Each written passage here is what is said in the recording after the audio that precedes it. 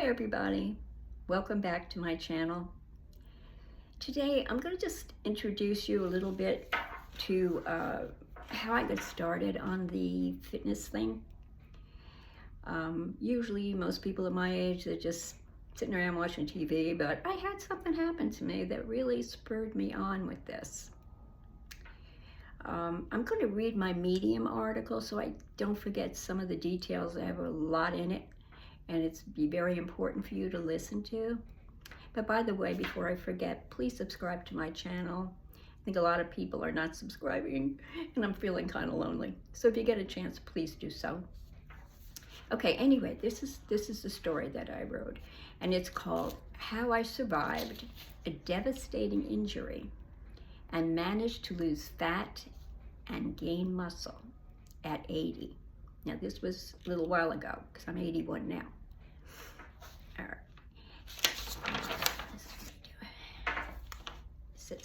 I did a picture here. This is a picture of me, too, trying to do some exercise. I'm pretty happy I was succeeding at it. As you know, losing weight at any age is daunting. But after 80, it's gobsmacking, so difficult. And I know many of you have experienced that. Let me just fill you in on a few of the details on my injury, which occurred in January of 2024.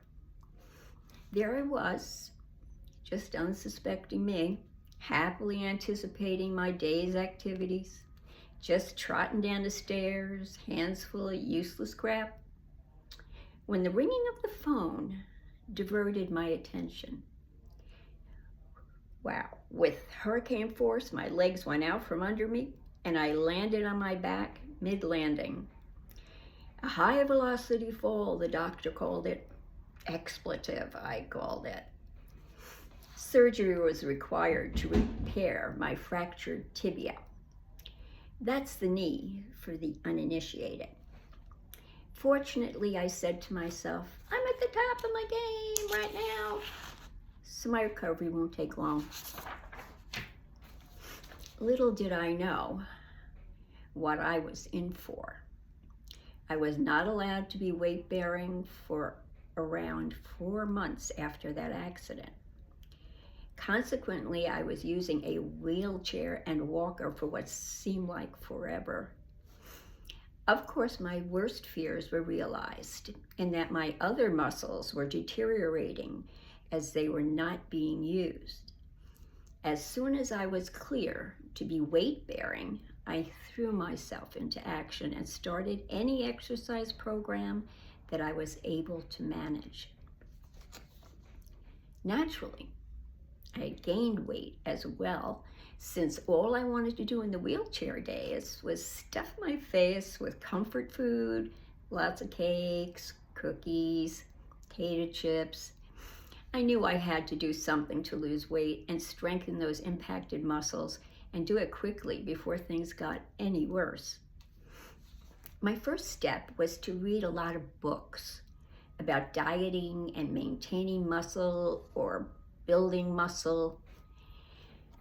The Warrior Diet and Dr. Jason Fung's The Complete Guide to Fasting were my favorites. The Warrior Diet had lots of useful information about intermittent fasting and exercise. I embarked on an intermittent fasting journey. I had thought about a full day fast, but thought I might lose too much muscle due to my age. So I started the 16-hour fast option. This seemed to work for me. I started eating now at around 11:30 or 12. I liked the flexibility of the Warrior Diet because you can drop it for a day or two and always go back to it at any time. You just have to think of this as a lifestyle change, not a one and done, and that's very important. It's flexible, and I like the fact that you are not ever to feel deprived. That is forbidden, and that made sense to me because, as we all know, the minute you tell the brain, I can't ever have sugar again, you know damn well that brain is going to say, no way, Jose, that's not going to happen. So you're really working against yourself. I found I really had no hunger pangs or problems starting my eating time at 11:30 or 12 and being consistent with that most of the time.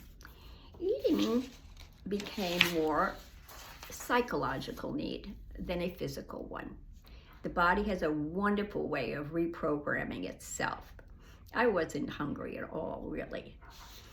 I made sensible food changes. I ate a lot of protein in the form of homemade yogurt, which is easy to make, and I did it very easily, and I do it still today. And cottage cheese and some whey shakes. I ate meat at dinner and some veggies, but limited the carbs most of the time. Still, I allowed myself some form of sweets, not a lot, so I didn't feel deprived. I never ate huge portions, but I cut back a little and used a smaller plate. Portion size was not as much of a problem for me as it may be for others. I tried to eat anything sweet after some form of protein, so I didn't raise my insulin level like crazy, which happens if you eat cake or cookies on an empty stomach. This is important to remember. Prior to my fall, I was in pretty good shape. Qigong, along with walking, had been my go-to thing. I walked around my neighborhood a couple of miles and loved to row on my rowing machine. Unfortunately, after my surgery, my knee was saying, "No way, Jose, not going to do that anymore." I had to concede things were not going to be business as usual anymore. YouTube to the rescue. There were many sites showing how to regain strength and balance and stretch out ligaments. I needed all of that and in a hurry before any further deterioration set in. I particularly need to credit Senior Fitness with Meredith and Alyssa Kuhn and her videos for her wonderful exercises for limping prevention and workouts after surgery. I embarked on a serious step-by-step return to wellness. After a couple of months, I was able to walk without a limp or even using a cane. Thank you, Meredith and Alyssa. It took a little while longer to trust my limbs to have sufficient balance to walk uphill or even or on uneven ground. But I eventually got there through practice and trust and maybe even some divine intervention. My step one was walking. I wanted to get back to walking outside, following my usual routine. First time out was scary, and I shortened the walk. A little achy, even so. In a few days, I ventured out on my full route. Yay, I made it! Still a bit achy as well.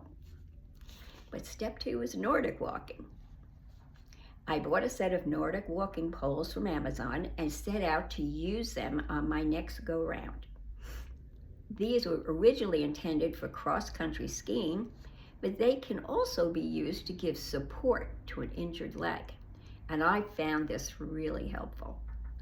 Not only that, but when I got up to speed on them and was physically able, I could double my cardio output by using them, and that was a win-win for sure. Step three was rowing. I wasn't really sure if I would be able to do this. One would think there is too much use of the knee. To my amazement, this was the easiest of all. People often think rowing is all about pulling with the arms, when in fact it's about the strength of the legs pushing. I was indeed able to push, and since I wasn't weight-bearing, I was able to get up to speed in short order, and this form of exercise was another win-win. Rowing is a super exercise and definitely underrated. I got to strengthen my core, build strength and endurance, plus for me, it's almost meditative as well as fun. Step four, return to my Shaolin training, my Qigong. I have to credit Shaolin Temple Europe and Master Shi Heng Yi for their wonderful work and many free video trainings, as well as Holden Qigong, who provides many free videos for beginners to advanced. If you have ever seen the Shaolin Masters or never heard of Shaolin training, I heartily recommend that you check it out. The mind-blowing things these people accomplish is amazing. It's all available on YouTube.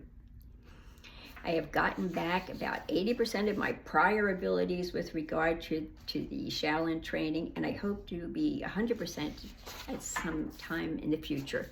This one is still a work in progress. Just to update you, I'm back on. Number 5 was weight training. I definitely needed to add this into my training. Prior to my fall, I never took this too seriously as I was pretty physically fit for my age. In order to preserve and build muscle, weight training is vital. I got some weights and started training by watching Senior Fitness with Meredith on YouTube. I even managed ankle weights, which I was uncertain about due to my injury. I really can see the difference in my muscle tone and strength, and I am seeing some real improvement in my biceps in particular. Last step, I have just started planking. This builds strength in the arms and the core and mental resilience as well. I have embarked on a 2-minute plank 30-day challenge for myself. The first day was very difficult. I managed the 2 minutes, but I felt really shaky and I felt like steam was coming out of the top of my head. Even after I had finished, I was feeling the effects for a couple of minutes. I did manage that, and later, to my amazement, I managed a 3-minute plank. I wouldn't do that all the time, but I set that goal and I did it. So you see, I have a lot of diversity in my exercise routines. You need that so you don't get bored with them, and I can choose them according to my needs and times available.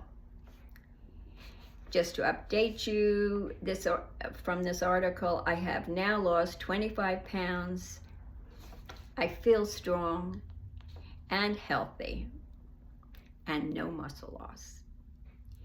So my friends, I'm putting this out so that you know how I got started, and I didn't start from a really good place. I mean, it was a serious injury. So you could start from this place. You don't have to really go right for it, but I would say take advantage of YouTube, use those things. But I just wanted to motivate you to know that it is possible for someone at my age, which is now 81, to still be physically fit if you work a little bit at it. Just don't sit around and do nothing. That's the worst thing you can do. Okay, that's enough of my story for today. Please subscribe to my channel if you can, and if you get this far into this video. But thank you so much for everything, for being there for me when I need you. And I really thank you for coming here to my station. Thank you.